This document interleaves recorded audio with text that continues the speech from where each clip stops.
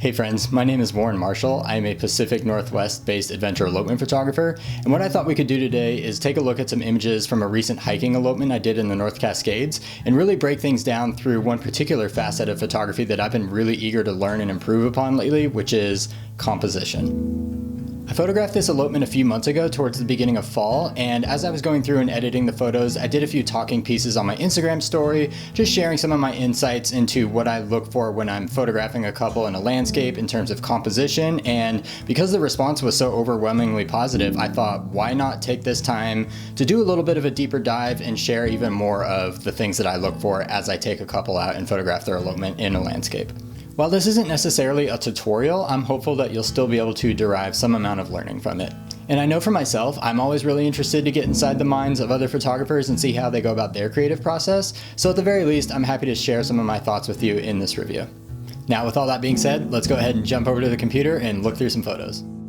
So as we dive into this review of composition, I just wanted to point out that in the intro, I said this was an elopement, and while I think there's no critical differences for all intents and purposes of what this discussion will be, this was in fact actually an anniversary session. So as I mentioned, I don't think that's a major difference in the context of what we're going to be looking at today, but let that be stated nonetheless. And just a second thing, since I'm sure a number of people will be wondering, the majority of the images that we're going to look at right now were shot on a Canon 5D Mark IV with the 35mm L series lens, with a few being sprinkled in with the 85mm lens on a Canon 5D Mark III.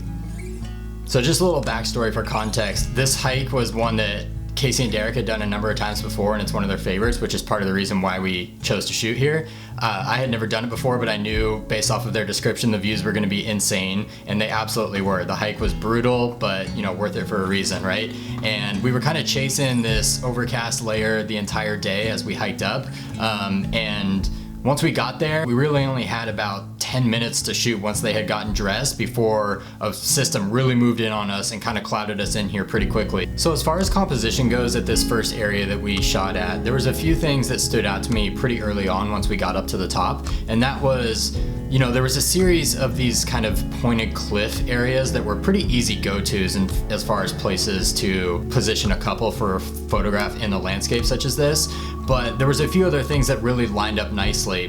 literally, because one of the things I noticed, if you can imagine, this being the first point, this being the second, I would then be standing on kind of the third back, and I noticed immediately that these lined up pretty well in terms of being center frame with, this jagged peak, or this highest most peak, I should say, in the background, and then they become layered. While they didn't line up, exactly how I would have wanted, in an ideal situation, looking at this now, I probably would have had them step a little bit further this way, perhaps up onto this rocky area right here, and then I myself could have maybe scooted to the left as well to really get them center point of this particular cliff. Then they probably would have aligned better with the two behind them. But I also don't regret it too much because in hindsight, again, to give a little bit of context to this, they were very serious and dangerous cliffs, and I don't know how much further to the left I could have moved, and I would never ask a couple to do anything they're uncomfortable with, and even if they were comfortable with it, but I wasn't, that's just an area I don't like to push things. So looking at this image now, I do wish that I maybe would have found a way to scoot everything slightly to the left and get things really aligned, but for the most part, they very closely line up with this, which is what I would consider more of a centerpiece in the image overall than this one right here. And the other thing that I really liked about this composition was, again, not only the alignment, not only the layers, but also the contrast. I knew that them being in the lighter colored bridal attire, they were going to pop against this background really well. So this image is a good example of a situation where you may have to prioritize one element of composition over another. The scenario here being, I would have really liked to, again, have them be aligned underneath this tallest mountain peak, even though at this point the weather system was really moving in on us fast and starting to hide some of those views from us. It just makes me feel like this is a little bit off balanced, but it's also competing with the element of framing here, where I chose to prioritize that over the alignment for a couple of reasons. One, these trees, because of their contrast, are just way more of a predominant feature in this image than the mountain peak is. If it was a clear sky day, that may have changed things a little bit, but I would rather have them be more evenly framed in between this more contrasty feature than be aligned under the mountaintop. And just to add a little bit of context to things again, I actually couldn't move myself over to the right any further because this cliff was to my immediate right and just wouldn't have been possible for me to move over anymore. I should have, in hindsight, asked them to back up this way a little bit. That would have framed them in the trees nicer and not have them be aligned under the mountain as much, but that's okay because had I prioritized this, it would have just felt way too cramped because they would have been busted up against this section of trees, and as it is, it already feels a little bit cramped to me, and that would have just exacerbated that problem. This next frame here was just a minute or two later, and as you can see in the corners here, the rain had really started to come down on us, but thankfully, in classic PNW fashion, even though we weren't sure if we were going to be able to shoot for 10 more minutes or 15 more minutes, if we were about to just get completely rained out,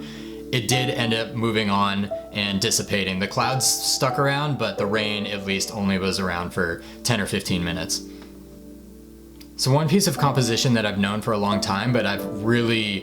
tried to train myself extra diligently on, particularly this year, is horizon lines. And that doesn't have to be, or I should say lines in general, because that does not have to be the true horizon line. An example here being, you never want something, any predominant line, whether it's, the true horizon, an architectural feature, anything of the sort, to be going through a person's head. There are certain situations where that may or may not play as much of an influence in the overall feel of the photo, but in general, anything below the shoulders is more of your safe zone. So right here, as you can see with Derek lifting her up, they're ever so slightly just above that. And also, again, even though it's cloudy and it's not super contrasty at the moment, I wanted to make sure that I placed them above this line, but below getting their heads cut through by the actual mountain range back here. And I think there's other situations where that may or may not be as much of an influence, as I mentioned, like this next frame here. As you can see, both horizon lines are going through more or less both of their heads. This one certainly is, and then this one cuts through Derek's for sure. It bothers me, but certainly less in this image because it's tighter of a shot with a much more shallow depth of field. And just with the nature of it being a low contrast scene, it's less of a bothersome thing. I mean, I still don't like it, but the level at which it bothers me is definitely diluted with the tightness of the shot and the more shallow depth of field. Moving on, we have one of my favorite images from this particular scene, and that's because I think, while it's not perfect, a bunch of the elements of composition did end up working well together in this one. For example, we were able to get them placed underneath the center point of that highest peak, so they just kind of are aligned nicely with that tallest feature on the horizon. And then this tree line ended up having a gap in between the trees ever so slightly right here, and I noticed that, so I purposely positioned them right there because I noticed these two pieces of composition coincided with each other nicely. But then even if you look beyond that to some of the more subtle aspects of things, there's a lot of lines that draw your eye to the center of the frame. Even right here, edges in the rock and the way that the pathway is formed kind of steers you in towards the bottom of their feet, the dirt path itself, the grassy ridge line, and then where the dirt and the grass meet form this kind of contrasty line, and even this, lower ridge into the tree line from both sides, and then of course the natural horizon line being the mountain landscape behind them. Everything just sort of funnels your eye in. And then one more from this scene here before we move on, because I really like how this once again just kind of worked out so nicely. You can't tell so much in this particular frame because of the darker edit that I put on it, but the ground sort of V'd out to another one of those natural cliff points. And then everything preceding all draws your eye inward. The tree lines come in from both sides, the next layers of mountains all kind of funnel in, and then beyond that, it worked out amazingly, which again, I kind of scoped out and I noticed this, which is why I placed Casey here very intentionally, is these natural mountain ridge lines tended to come in and then drop down so that it wouldn't go right through her neck. This cloud inversion was really cool, but assuming we had gotten a clear day instead, this natural mountain landscape more or less would have continued along right about here, I'm guessing, in which case that would have worked perfectly as well because her head would have been completely centered in that empty space between the mountain ridge lines, and we really don't want that horizon line competing, or cutting through, I should say, any awkward spots on her body like we've discussed already. When we looked further down the mountain where we had hiked up, we had actually noticed another really amazing vantage point, and it just so happened that not only were the clouds really clearing out on that particular side of the mountains, but that was also west facing, so as the sun started to set, we knew we might get some good light coming in that direction. But this is another good opportunity to point out a couple of those facets of composition again, which you can probably see becoming a reoccurring pattern, and that is, for me, I was really looking to try and align them with the main focal point of whatever is happening in the landscape as much as possible, just so that your eye naturally follows a rhythm when it looks through the frame. And in this particular example, it was all about reading that landscape beforehand, because this is not a staged moment, of course. So I captured them candidly walking down the trail as we were, proceeding back to that lower vantage point. So I really tried to anticipate when I was going to snap this photo, because I wanted to make sure that not only were they not overlapping each other and blocking one person out of view in the frame, but also that this, really contrasty, predominant, that's the word I keep coming back to because it seems so just vivid to me. But this, really contrasty, harsh line, I did not want that to be cutting through Derek's head. So now at this lower scene, the mountains were much more visible, and that gives us an opportunity to look at some of these points we've discussed with much more illustrative examples. So right here, I noticed immediately where all these sort of lines intersected. Once again, very much the same theme here. But I placed Derek and Casey on this upper kind of like small hill mound type thing, because I noticed that it gave us the elevated point that we needed to be at, not only to get them placed again where all those lines meet. I wanted to try and place them within this mountain as much as possible, but again, not getting that jagged peak running right through the middle of Derek's head, because that just gives it a very cramped, uncomfortable feeling. But all that to say, it doesn't mean that a photo is ruined if you aren't able to find a spot where that works entirely. For example, here, I really am not a big fan of how this dark tree line goes right into the top of Casey's head, but going back to the idea of having to pick and choose your battles sometimes, you will not always get a scene where all of these different lines intersect perfectly together, and that's where I had to make a decision here based off of, if he had stood up straight, his head, once again, would have been cut off by this jagged peak here, and of the two, his head being cut off by, the uppermost horizon line, or Casey's kind of coming down, not unnoticeably, but less, obvious, I suppose. I would totally take Derek being placed under the center right here versus, kind of having to make a compromise right there. And yet, here's another example of where the exact thing that I was trying to avoid just moments before ended up occurring, and yet I don't think it takes away so much from the photo that it is absolutely distracting and I just can't stand it. And just to emphasize that a little bit further, even though this line is coming through the top of Casey's head once again, this ended up being one of my favorite photos of the day. And that leads me to a point that I think is absolutely worth mentioning, which is always prioritize moments over having the best composition. Everything else in this frame I think just works so great. The lines all intersecting, center, and the way that they're embracing one another. There's just so much happening in this image that I really like.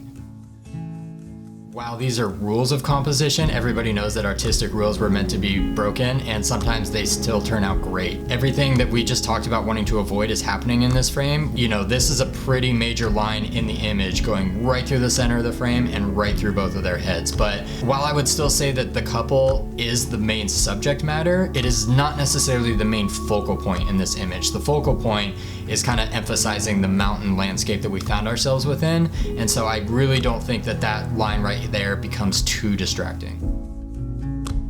Here's a moment that showcases how you can look for different compositional opportunities within the same landscape. They are remaining in the same spot as all the images we just looked at before, but this time it was me that was kind of running around to different vantage points, because I noticed these lines right here really V down wonderfully, and in an effort to, mix up variety in the photos and get different focal lengths and different vantage points, I was moving around as much as possible and trying to find the different lines and the ways that they intersect, because oftentimes there is more than one.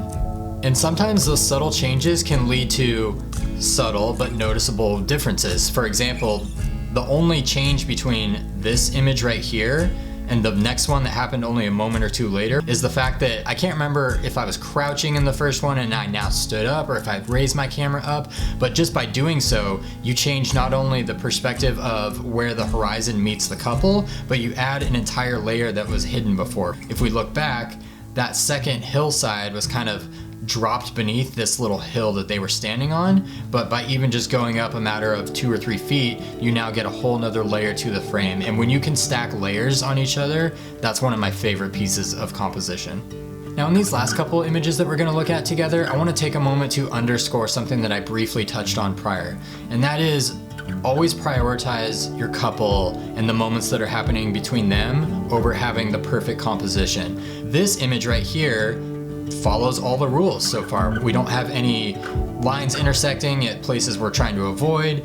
and I like this image, but if we jump forward one more, I actually prefer this one, even though that line you can already see is going right through where we probably wouldn't want it to ideally. I actually like this image more than the black and white one we just looked at, because I just feel like there's much more happening as far as emotion goes. I really like their expressions, I really like her body language, and even though this line is something that is a little bit bothersome to me, I'm not gonna neglect a photo that really speaks to me as far as the emotion goes, just because it may have a minor flaw to it.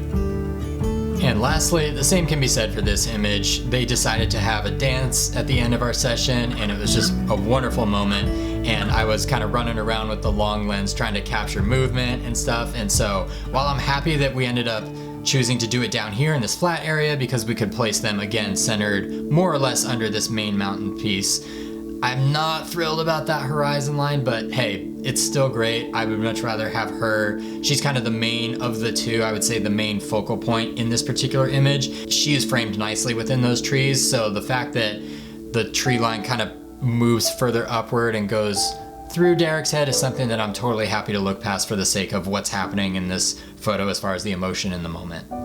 So that's it for now. I hope you guys found that valuable in some way, whether that's education or just entertainment. If you want to see more of these images, I will go ahead and leave a link to the blog post of my favorites on my website. I really appreciate you spending some time with me today, and if you like this idea, let me know if you want to see more. I am actually going to Hawaii in a few days to photograph my last elopement of 2020, and it might be kind of fun to do another one of these reviews in a different type of landscape and stuff like that. So if you're interested, let me know. Alright guys, until next time.